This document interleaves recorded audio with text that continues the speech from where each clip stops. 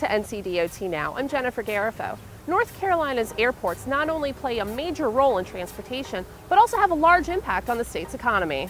The North Carolina Division of Aviation recently awarded more than $17 million to various projects around the state as part of its ongoing commitment to improving North Carolina's aviation industry, and the reason for the financial commitment makes sense.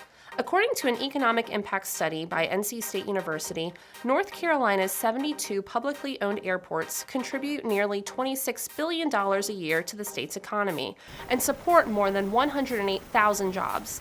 This represents 6% of the state's GDP.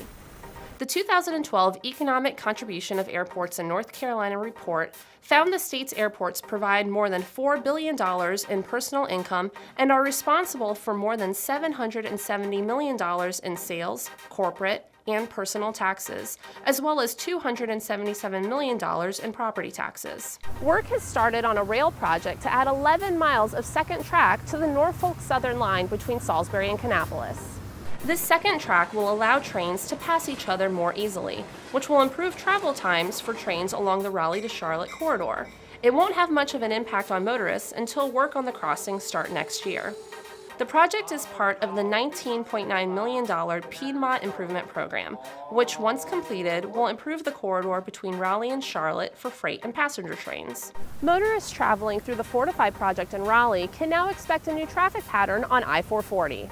Concrete barriers have now been put up on both sides of the road in southeast Raleigh, shifting traffic and cutting the number of lanes in the construction zone. We have some old markings that have been taken off, and it may present some conflict as to what we used to be and what is now the new traffic pattern. So we really urge motorists to pay attention to those new white lines, really pay attention to staying in your lane and allowing cars to merge in where appropriate. Since the traffic shifts have almost eliminated shoulders in this area, motorists involved in minor accidents are asked to pull off at the nearest exit ramp if they are able to.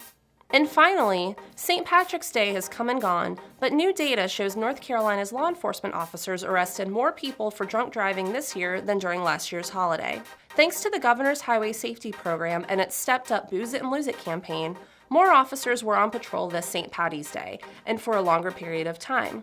Officers charged 815 people this year with DUIs. That's an increase of more than 100 drunk drivers arrested this year over last year's number. For information on these stories and much more, visit ncdot.gov. That's all for this edition of NCDOT Now. We'll see you next time.